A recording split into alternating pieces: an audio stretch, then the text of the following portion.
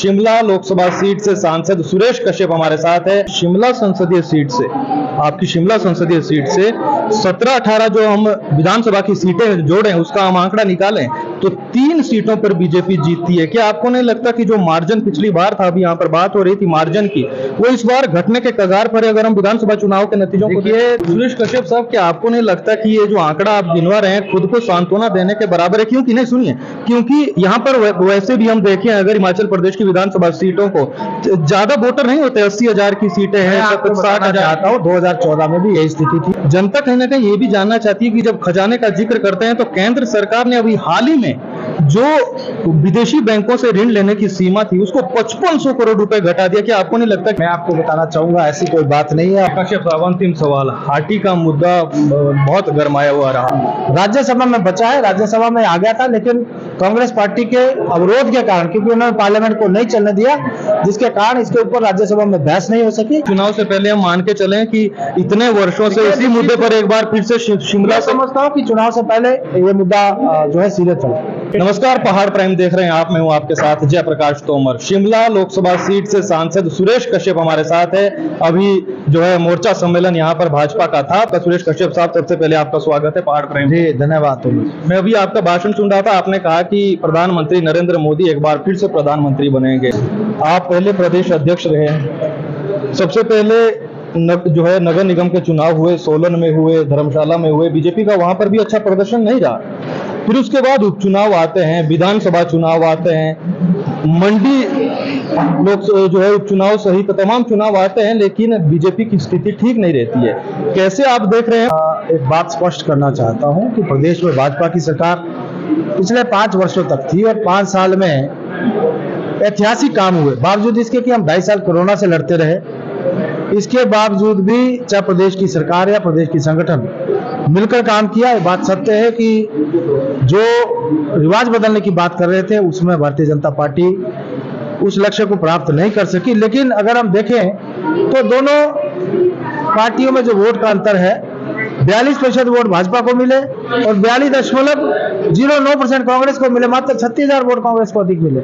तो मैं नहीं समझता कि कहीं पर भी किसी प्रकार से हताश होने की आवश्यकता है। मात्र 36,000 कोई बहुत बड़ा आंकड़ा नहीं है और कई कारण है जिसकी वजह से हम थोड़े थोड़े कारणों की वजह से जो है सीटें जीतने में नाकामयाब रहे। लेकिन मैं समझता हूं कि मजबूती के साथ भारतीय जनता पार्टी ने, चाहे सरकार की बात है, संगठन की बात है, मिलकर काम किया और जो है मिलकर जो है हर चुनौती का सामना किया।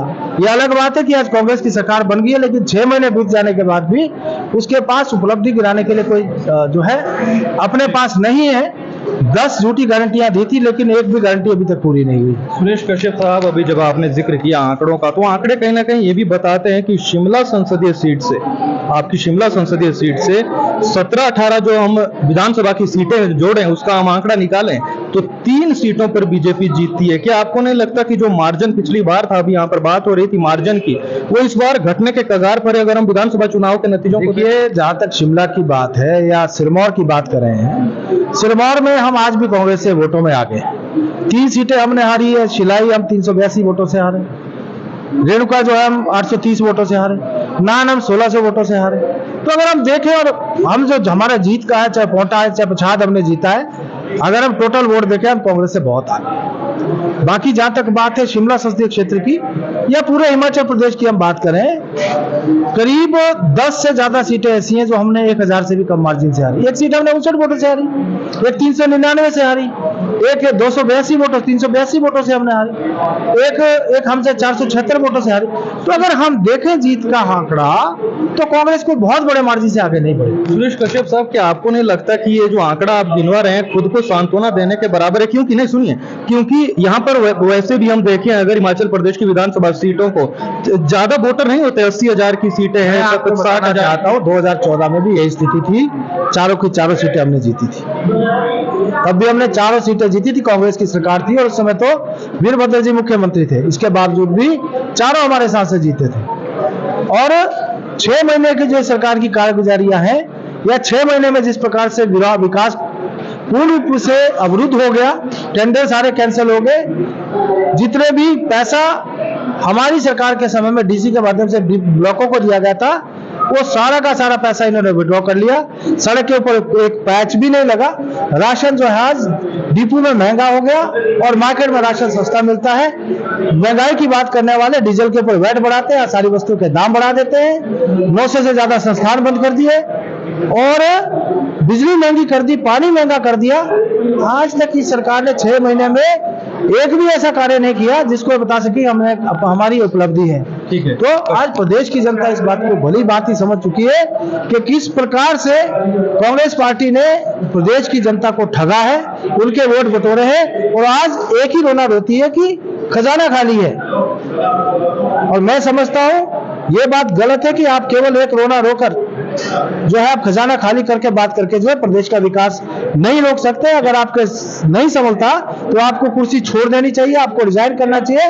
भारतीय जनता पार्टी ने 5 साल तक अथाह विकास हिमाचल प्रदेश का किया, 68 के 68 विधानसभा क्षेत्रों में जो भी मांगा गया उसको पूरा किया। ठीक है, अहम सवाल है 2-3 बचे हुए। कश्यप साहब, हमें पता है आपके पास समय की कमी है। खजाने का अभी जब जिक्र होता है, जनता कहीं ना कहीं ये भी जानना चाहती है कि जब खजाने का जिक्र करते हैं तो केंद्र सरकार ने अभी हाल ही में जो विदेशी बैंकों से ऋण लेने की सीमा थी उसको 5500 करोड़ रुपए घटा दिया। क्या आपको नहीं लगता कि आम जनता के मैं आपको बताना चाहूंगा ऐसी कोई बात नहीं है। और ये यूपीए की सरकार थी जब हिमाचल प्रदेश को स्पेशल स्टेटस कैटेगरी का जो दर्जा दिया गया था, उस दर्जे को यूपीए के समय में छीना गया था।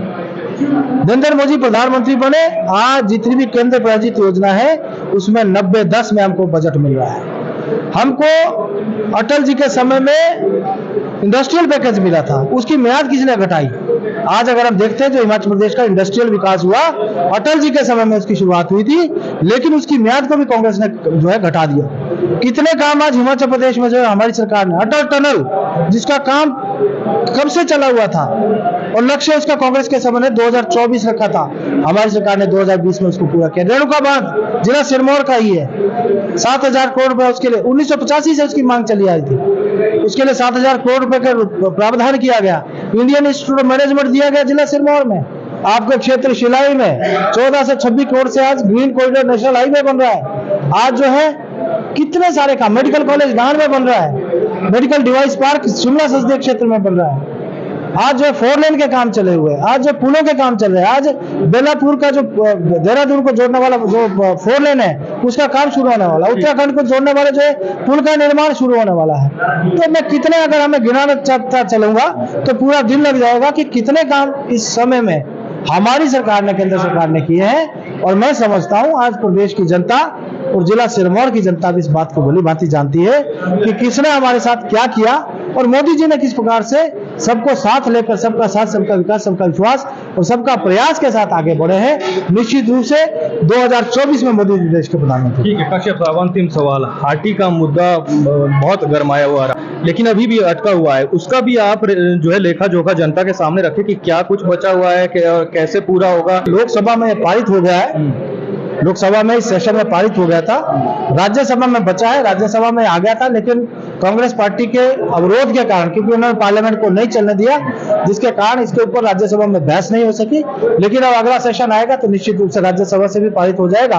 और मैं समझता हूं कि ये डिमांड चुनाव से पहले हम मान के चलें कि इतने वर्षों से इसी मुद्दे पर एक बार फिर से शिमला, समझता हूं कि चुनाव से पहले ये मुद्दा जो है सीरियस चले। नहीं, देखिए मैं पूरे क्षेत्र का दौरा कर रहा हूं और विधानसभा क्षेत्र में मेरा जो है प्रवास के कार्यक्रम है। अभी आज 2 दिन से मैं पांवटा साहिब में हूं और उसके बाद में हमीरपुर के बाद शिमला संसदीय क्षेत्र के मेरे कार्यक्रम है। चौपाल के हैं, जुगल कोटखाई के हैं, ठियोग के हैं, शिलाई, रेणुका, कसौली और क्या कहते हैं अपना सोलन के भी मेरे कार्यक्रम है। और 15 तारीख से लेकर 22 तारीख के बीच में 5 दिन जो है नान विधानसभा क्षेत्र में लगने वाले राजगढ़ पछाड़ में हमारे कार्यक्रम है। तो कोई ऐसी विधानसभा नहीं है जिसमें मैं नहीं जाऊंगा। हर क्षेत्र में मुझे भरपूर समर्थन मिला है और मैंने एमपी लैड के माध्यम से भी कोई भी विधानसभा क्षेत्र ऐसा नहीं है जिसमें पैसा नहीं दिया, बावजूद इसके कि 3 साल तक कोरोना के समय में हमारा एमपी लैड भी बंद हो गया था, हमारी तनख्वाह भी कम हो गई थी, लेकिन इसके बावजूद भी मैंने कोई भी विधानसभा क्षेत्र ऐसा नहीं है जिसको बजट मुहैया न करवाया। 854 पंचायतें होने के बावजूद भी मैंने अपनी तरफ से भरसक भरसक प्रयास किया कि सभी विधानसभा क्षेत्रों में जितना संभव हो सकता है, क्योंकि हर विधानसभा क्षेत्र में तो पैसा देना, हर पंचायत में तो पैसा देना असंभव सा कार्य है। और हर पंचायत में अगर मैं भ्रमण करूं तो 856 पंचायतों में 854 कहता 856 पंचायतों में 2.5 साल तब लग जाते हैं जब मैं प्रतिदिन एक पंचायत में जाता हूं। और आप अंदाजा लगाइए कि 2.5 साल हम कोरोना से लड़े, 856 पंचायतें हैं और पार्लियामेंट का सेशन भी है, लगभग 170 दिन पार्लियामेंट में लगते हैं। लेकिन फिर भी मेरा प्रयास है कि मैं हर क्षेत्र में जाऊंगा, हर पंचायत में, हर बूथ तक जाने का मेरा प्रयास है। थैंक यू, धन्यवाद तोमर जी, बहुत थैंक यू, बहुत धन्यवाद। तो सांसद सुरेश कश्यप हमारे साथ है। 2024 चुनाव अब जो है नजदीक है लोकसभा के, और सम्मेलन चला था पांवटा साहिब में। अब देखना यह है कि आगे क्या कुछ अब 2024 चुनाव को लेकर हिमाचल प्रदेश में जैसे बीजेपी ने पिछली बार सुपड़ा साफ किया था, क्या इस बार भी होता है या फिर इस बार कुछ फर्क पड़ेगा, ये देखने वाले बात होगी। फिलहाल के लिए इतना ही, नमस्कार।